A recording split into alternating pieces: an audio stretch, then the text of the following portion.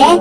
I am Detox, your virtual tour guide, and you are about to see the most unique collection in all the universe. Gathered together from all the galaxies, both far and wide, some wider than others, we present to you the alien Menagerie. We begin our journey with Rupert.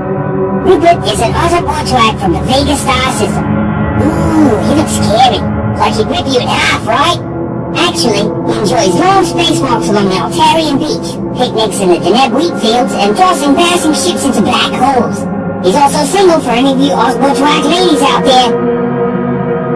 Ah, here's a little creature from the Crab Nebula. It hunts in packs and oozes poison to its fangs and skin, leaving its own skin unharmed. By itself, it is mostly harmless, but in great numbers it is deadly. Oh look, it's Weasel, the serpent weasel from the Rigel system. Slippery little bugger. What the? I'll fix this. Utility bot.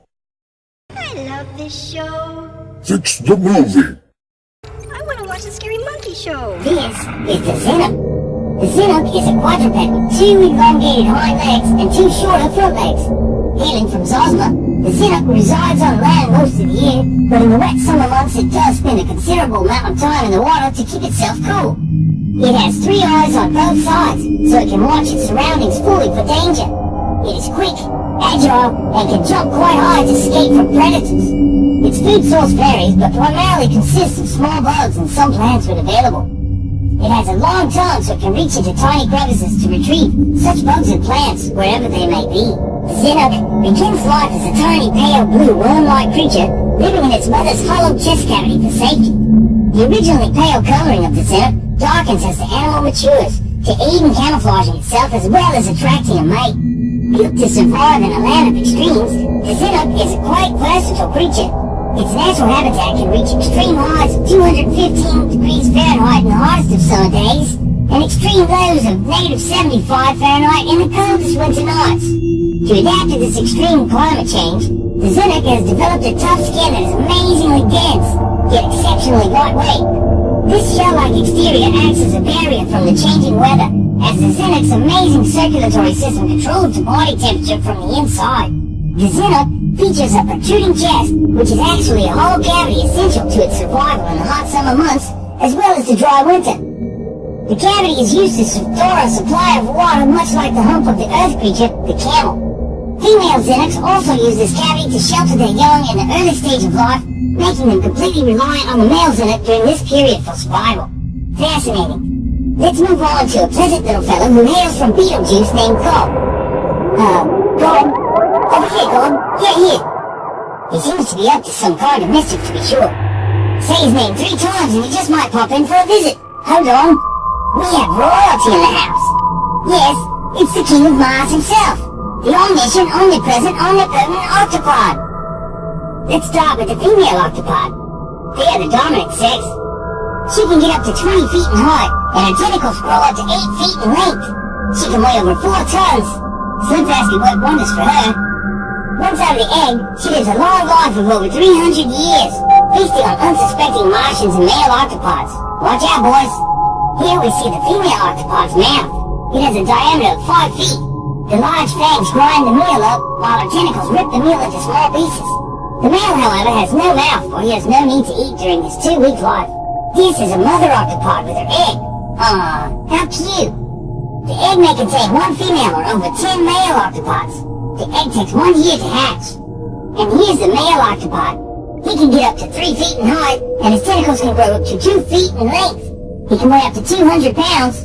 Once out of the egg, he must find a mate and reproduce before his 2-week life expectancy ends. The male is considered a delicacy for Martians, and are overly hunted. Here we have egg-cap eaglehead, who lives in Sector 599 Zoo on Polaris. He has egg-boiling powers, and apparently has a taste for small rodents. And last, but certainly not least, we have the Hydrodon from Sirius. First, we'll take a closer look at a taxidermy of a Hydrodon, which allows us to take a closer look without having to be endangered by a live one. The Hydrodon spend most of its time in dark caves on land or underwater. They are mostly found in above-ground caves and swampland-like areas. They are known mostly to go into the water to feed on plant life and small underwater bug-like creatures. The Hydrodon's mouth is not attached to its head. It is on what we would consider its chest. The tongue is used to sense food and danger, much like how an earthly snake would use its tongue.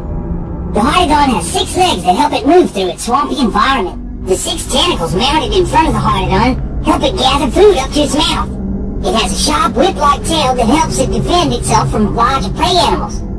Also, the long tail helps hydodons move through the swampy waters around it. It has 3 eyes on the back of its head to watch for oncoming predators both on land and in the water. In the water, the hydodon looks very reminiscent of an earth animal called an octopus, not to be confused with the octopod, who find it quite annoying to be associated with its distant cousin, the earth octopus. With the mixture of its strong tail and 6 legs, the hydodon swims forward. The arms move much like tentacles in the water. Hydodons can hold their breath for up to 14 hours at a time. The black stripes down its back are actually large gills. Now that we know a little about the hydodon, here we see one in a replicated zoo environment. The movements of the hydodon are very insect-like while on land. It uses its long tongue to grab a drink. It also feeds on plant life outside the water and can stand on its back legs using its tail for balance to reach for branches. I hope you enjoyed this look at our collection of wild creatures in the universe. Join us next time as we explore the vast wasteland of Uranus.